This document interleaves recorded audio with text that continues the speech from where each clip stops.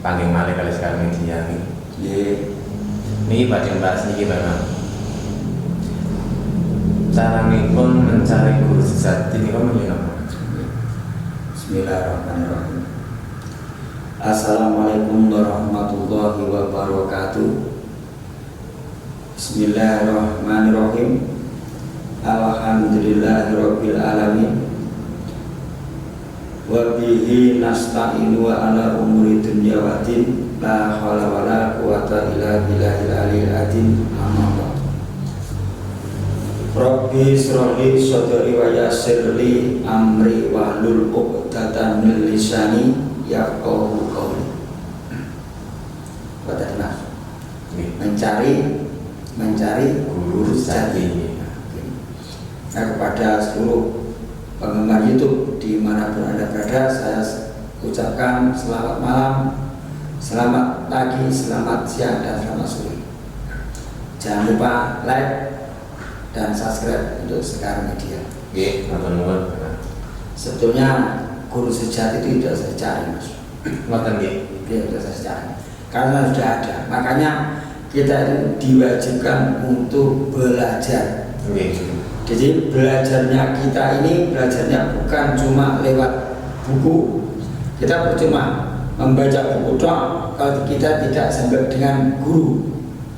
Nah, kita membaca kitab apapun harus dengan guru. Nah, ini begitu.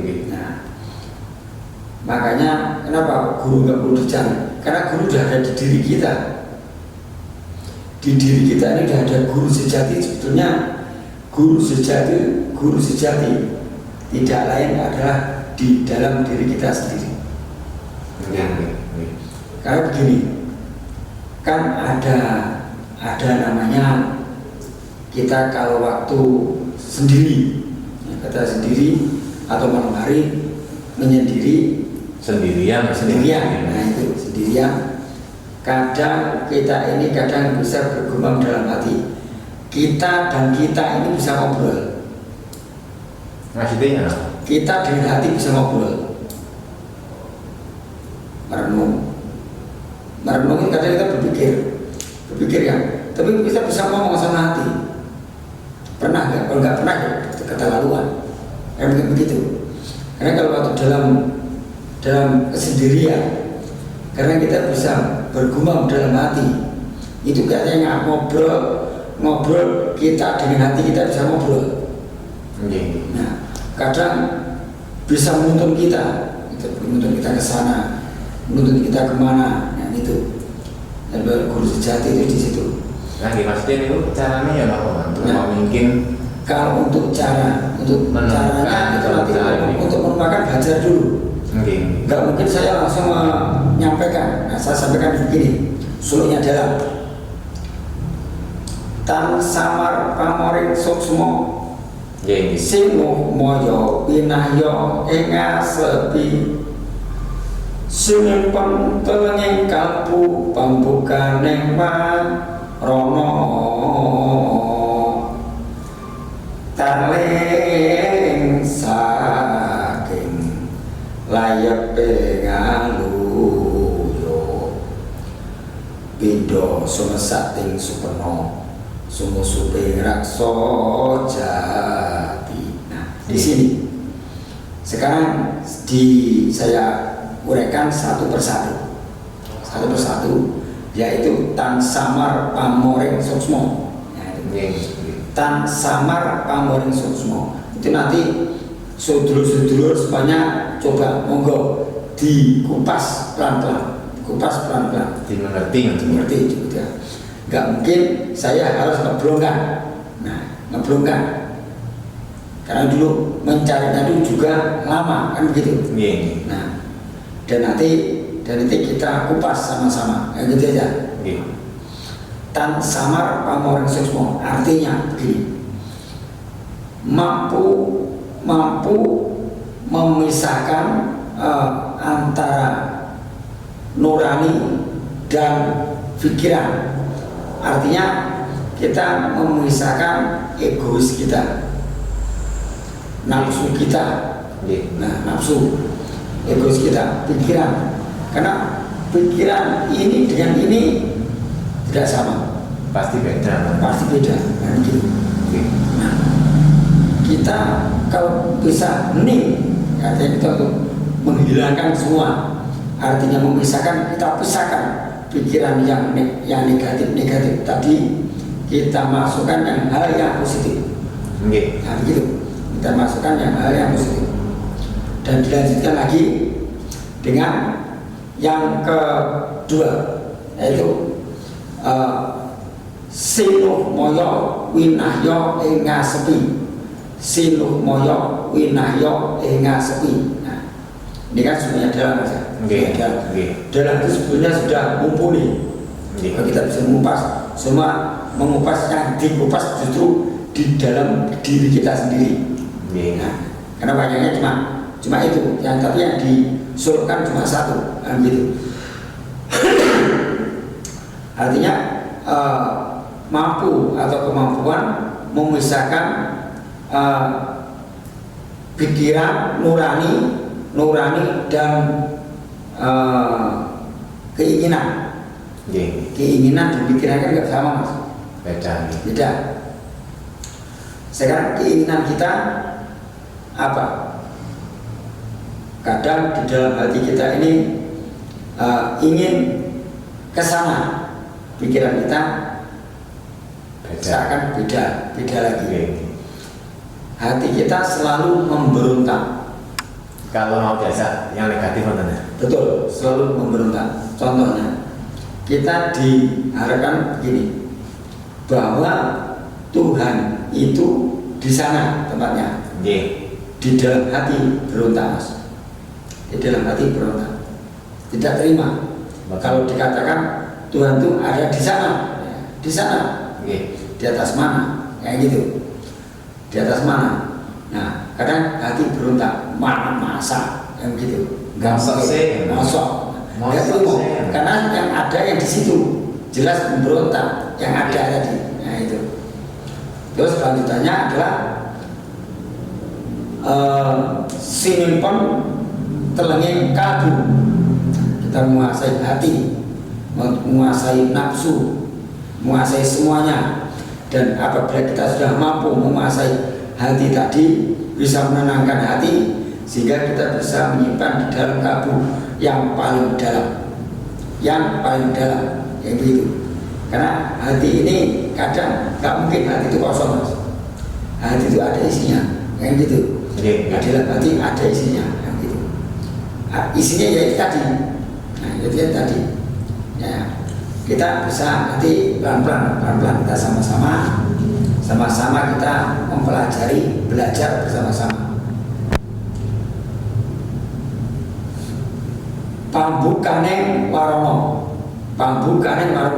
artinya terbukanya tirai. Tirai ini adalah pembatas saja atau pelindung antara gaib dan nyata, kan begitu.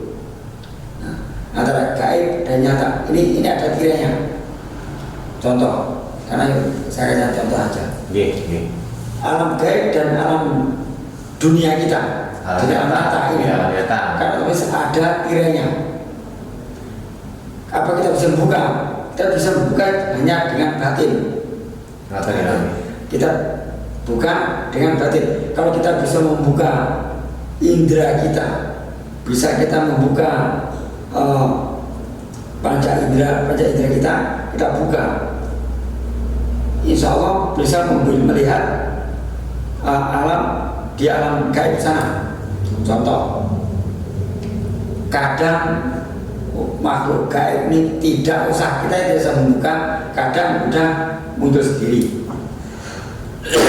Kalau yang di sana menghendaki, ya Allah menghendaki, hanya ngomong itu. Kalau Allah menghendaki dengan hanya mata telanjang atau mata biasa ini pun kita bisa melihat makhluk halus, kan gitu. Dan makhluk halus di alam lain, beda alam. Dan alam ini terbatas dengan oleh tirai tadi, nah gitu. Karena kalau kita bisa menenangkan hati, menenteramkan hati dengan bisa atau tirakat, akan tadi kan kita bisa membuka tirai tersebut. Terus kali ketenangan jiwa. Betul. Dengan keterangan jiwa, tirai tersebut bisa terbuka, gitu. Nah, tapi jangan pikiran itu jangan yang negatif dong. Kita isi dengan yang positifnya. Positive thinking berarti. Betul. Pindo sumesating supono. Pindo sumesating supono artinya begini. Kalau anugerah itu datang kepada kita, anugerah atau apapun, karena rezeki gitu ya, datang kepada kita, kita tidak bisa menyangka, melesat secepat laksana anak panah, lesatnya menghampiri kita, tidak kita sangka-sangka. Betul, tidak kita sangka-sangka. Dan apapun itu, dan apabila kita bisa melihat sesuatu, kita bisa menemukan sesuatu, umpama kita bisa menemukan diri kita sendiri, sebentar saja, kalau kita sudah waktunya, kan begitu. Maka kita disuruh mencari. Nanti ada di tema yang lain, nanti ada yang namanya hidup untuk apa, kayak gitu. Nanti jawabannya ada. Nah, jawabannya di situ nanti. Tapi di episode yang kita batu. Kemudian sumusuping rakso jati. Nah, ini begini. Masuknya dalam hati sebagai rasa. Masuknya dalam hati sebagai rasa yang sejati, kan gitu. Artinya begini. Nurani dan jasmani atau raga. Nurani dan jasmani ini kita bisa membedakan, bisa dipisahkan antara rohani dan jasmani kan itu. Sebenarnya jasmani ini kan bisa yang tetap utuh, harus dikasih makan, kasih minum, kan itu, dirawat, dan perlu harum-haruman, wewangian, kan gitu. Tapi justru yang rohanian terlupakan, Mas. Nah itu kenapa? Lupa, karena kita terus urusan duniawi, sehingga kita lupa untuk memelihara yang rohani tadi, merawatnya dengan cara apa? Seperti berpuasa atau tirakat tadi, bisa puasa meton, bisa puasa mute dan lain sebagainya. Nah itu. Dasar rohani itu perlu dirawat ya. Perlu dirawat tuh. Kami kali raga begini. Kalau raga gampang, kadang justru kita tertipu. Justru kita yang kita pelihara, yang kita rawat dan yang kita agungkan adalah raga sendiri. Jasmani. Nah itu tuh. Kita kasih makan yang enak-enak, minuman yang enak, manis, ataupun harum-haruman dan wewangian di tubuh kita, sabunnya sabun harum, nah itu sabun wangi. Tapi yang di yang lain, yang satunya dilupakan, nah itu, sehingga kadang kita tidak bisa menemukan diri kita. Nah, kita seumpama kan gini Mas ya, ingin mencari diri kita, sebetulnya tidak jauh. Untuk mencari guru kita itu tidak jauh. Guru yang dinamakan guru sejati itu tidak jauh. Tapi kita belajar, tidak harus kita beserta-merta kita bisa, kan begitu. Tidak serta-merta kita ada, gitu. Pasti ada sang kholiknya. Yang sang kholiknya itulah yang harus kita cari sampai mulai sekarang, begitu. Dan sampai kapanpun, bahkan sampai ketemu, kan begitu. Nah, boleh guru sejati niku di jalan diri lagi. Betul. Apa kita mencarinya perlu bantuan orang lain? Dengan guru bisa, sakit nih. sakit dengan guru bisa. Cuma kita mengambil wawasannya saja. Iya, alasan. Wawasannya saja. Dan nanti kita kan pasti disuruh mengembangkan. Pembimbing lah, bisa Ya, pembimbing. betul. Dan bimbingnya saja. Nah, akhirnya begini mas. Kenapa? Kalau kita sudah ketemu dengan guru kita mati mas. Maka kita hidup ini kita disuruh mencari bagaimana caranya kita supaya kita bertemu dengan guru yang sejati tersebut. Nah kita masih hidup ini kita diberi kesempatan untuk mencari. Nah itu kita diberi kesempatan untuk mencari. Jadi kalau nanti saya blongkan, nanti ada yang salah paham, nanti lapor. Nah begitu. Tambah repot kan? Yang dibilang nanti musyrik lagi. Nah gitu. Fitnah. Nah itu bid'ah lagi. Nanti penyakit lama ya. Repot bisa. Ini penyakit lama. Ya penyakit lama kalau udah baru sembuh sedikit aja nanti diungkit-ungkit lagi, udah sakit lagi. Nah ini udah memang tradisi kita. Tradisi Indonesia memang begini. Sedikit nanti musyrik, bid'ah, haram itu, haram dasar. Nah itu haram itu, ajaran apa itu? Ya ajaran apa itu? Bid'ah, musyrik. Makanya kita ditambah pengertian, ditambah diri kita sendiri lah. Harus terus kami media sedaya, sing mami mengingatkan, kata sakit dimengerti. Iya betul. Makanya untuk sedulur-sedulur semua dan sedulur-sedulur dimanapun panjenengan berada, begitu. Kita belajar bersama-sama dan kita mencari bersama-sama guru kita yang sejati. Bukan guru yang guru yang di sekolah, bukan, tapi guru kita yang asli, ya, yang sebetulnya yang tidak jauh dari kita, tidak jauh dari tempat kita berada, kan gitu. Kan enten sing sanjang malih nek umpami guru sejati niku nggih tiyang sepuh niku. Sanes nggih. Oh, sanes. Beda nggih, beda pengertian nggih. Sanes. Kalau guru sejati itu nanti kalau itu kan sebetulnya mulut ini mau mengatakan dor begitu. Nanti pasti disangka orang ini disangka sedulur nanti sirik musyrik lagi kan begitu. Katanya gitu nanti urusannya panjang. Nah gitu, urusannya panjang. Atau bisa dimengerti kalau guru sejati ini kok senes yang sepuh yang senes nih. Betul. Bukan orang tua kita guru sejati itu sebetulnya diri kita sendiri, letaknya juga tidak jauh juga, dan makanya mari sedulur dengan kalau yang punya guru, monggo gurunya disuruh atau diminta untuk membimbing. Nah itu gurunya untuk membimbing kemana nanti arahnya, kan begitu. Pasti ditunjukkan, insya Allah ditunjukkan. Kalau guru atau kiai tersebut tidak menyembunyikan ilmunya.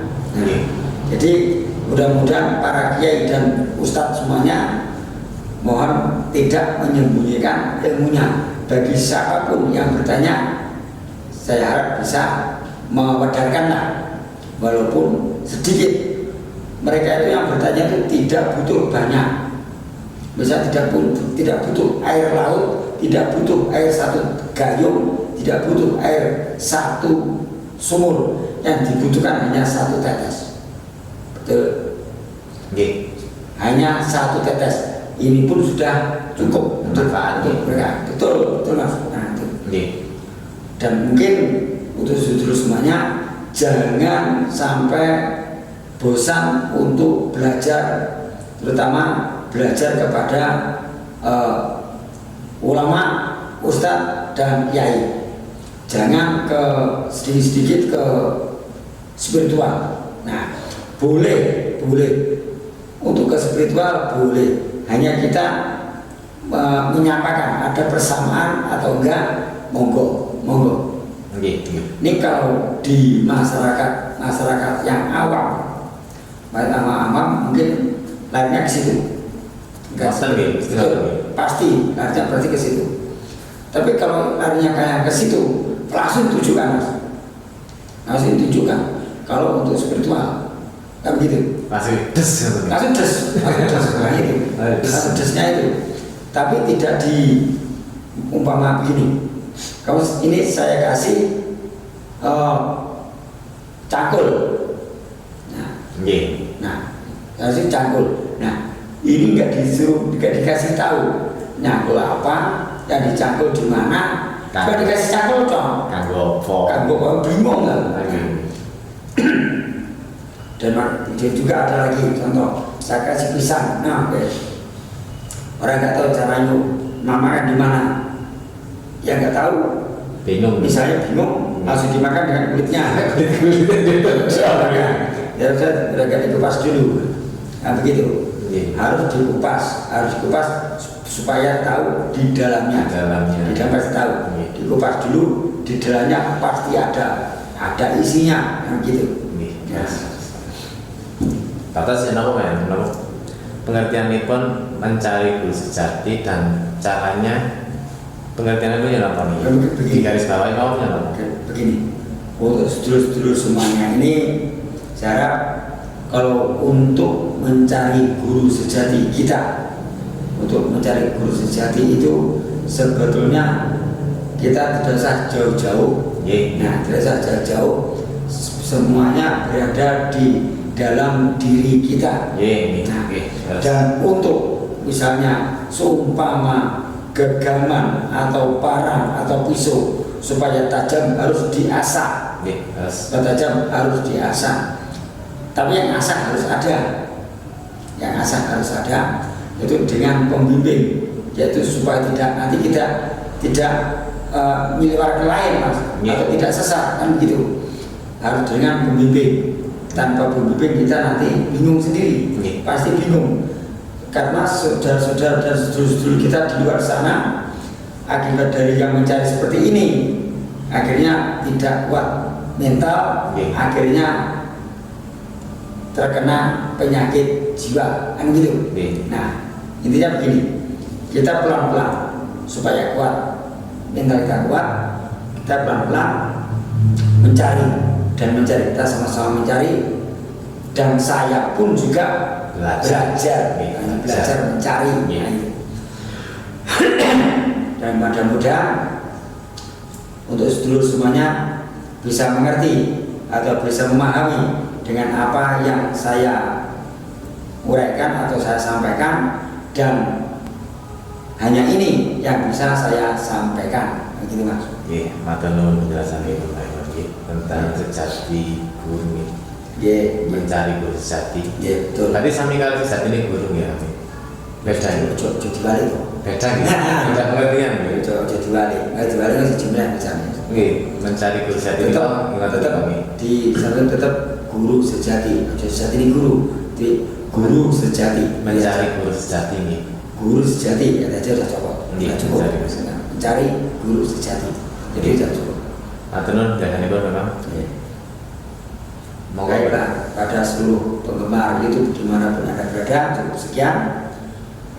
Apabila ada kekurangan dan kesalahan, saya minta maaf yang sebesar-besarnya. Sami-sami. Wallahul muwaffiq ila aqwamit thoriq. Wassalamualaikum warahmatullahi wabarakatuh. Rahayu, rahayu, rahayu.